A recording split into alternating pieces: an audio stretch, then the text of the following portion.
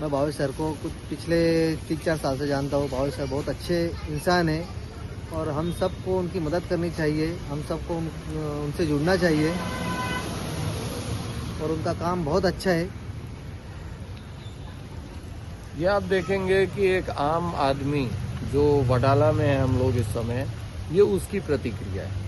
ये कोई ऐसा आदमी नहीं है कि जिसको कोई लालच मिला हो या जितेंद्र भावे से डायरेक्ट कोई फायदा मिला हो या निर्भय महाराष्ट्र पार्टी ऐसे पैसे बांटने वाली पार्टी हो। ये वो लोग हैं, ये वो भोले भाले लोग हैं जिनके छोटे छोटे काम जितेंद्र भावे और निर्भय महाराष्ट्र पार्टी करती है।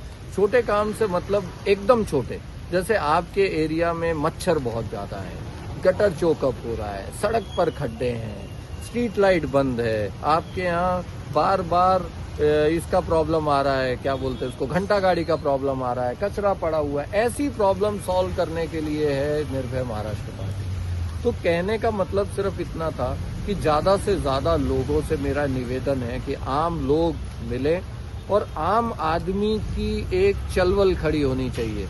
ये नासिक शहर एक एग्जाम्पल सेट कर सकता है पॉलिटिक्स के लिए, क्योंकि यहाँ पर एक अच्छा ऑप्शन है हमारे पास। जैसे हम वडाला में अभी आए, वडाला में 2 बड़ी समस्याएं हैं। एक, जो वडाला का जो घरकुल है वहाँ पे बिल्डिंग नंबर 3 और बिल्डिंग नंबर 4 में गटर की सुविधा ही नहीं है। इतना बुरे हाल में है, लोगों के घर के अंदर गटर बह रहा है। और दूसरा, जो मैंने आपको 70 मीटर की नायाब सड़क बताई, जो सर जी आपका नाम क्या बताया आपने? भूषाधर।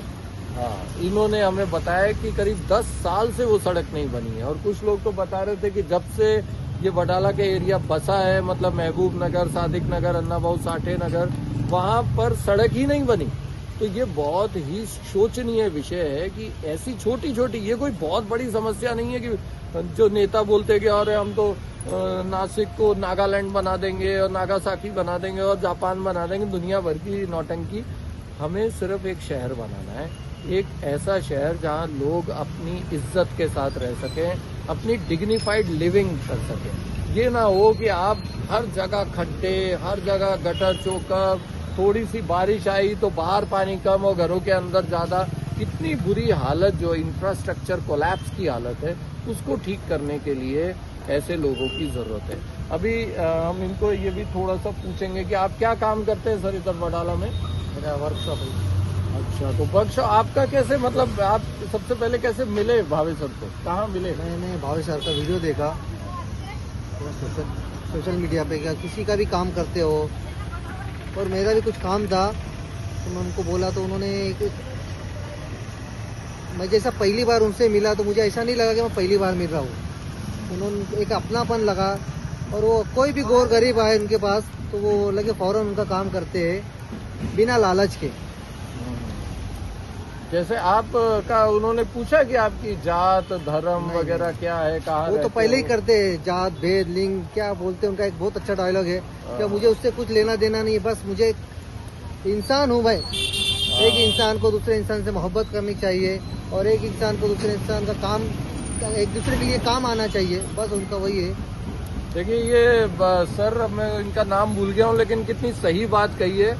और मेरे को याद आया क्योंकि टीचर हूं ना, तो अभी मैंने परसों ही 9th क्लास का एक चैप्टर पढ़ाया, फ्रेंच रेवोल्यूशन, जहाँ जो सोसाइटी थी वो 3 एस्टेट्स में बटी हुई थी। और उसके बाद जब फ्रेंच रेवोल्यूशन हुआ, उसमें मॉन्टेस्क्यू, रूसो, जॉन लॉक, ये तो बड़े बड़े फिलोसफर्स ने क्या बात कही थी।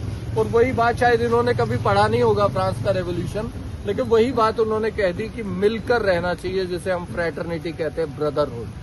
शायद हमारे कॉन्स्टिट्यूशन में लिखे हुए शब्दों का भी मीनिंग हमें नहीं मालूम है कि शब्द लिखे गए लिबर्टी, इक्वालिटी और फ्रेटर्निटी। लिबर्टी मतलब सब स्वतंत्र रहें, इक्वालिटी सब एक जैसे रहें, और फ्रेटर्निटी का मतलब होता है ब्रदरहुड, हम लोग मिलजुल कर रहें, मोहब्बत के साथ रहें। तो ऐसे आम लोगों के जो दिल में बसता है ना हिंदुस्तान, उसको रिप्रेजेंट करती है निर्भय महाराष्ट्र पार्टी, उसको रिप्रेजेंट करते हैं जितेंद्र भावे।